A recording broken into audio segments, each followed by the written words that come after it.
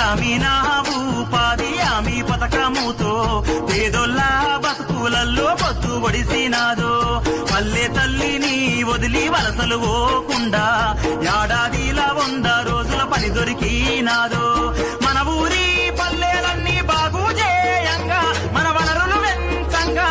స్వచ్ఛ గ్రామం కొరకు అందరూ కదలి రావాలమ్మా ఊరికి పేరును దేవాలమ్మా గ్రామీణ ఉపాధి హామీ పథకముతో పేదోళ్ళ బతుకులల్లో పొత్తు ఒడిసినాదో పల్లె తల్లిని వదిలి వలసలు పోకుండా ఏడాదిలో 100 రోజుల పని దొరికినాదో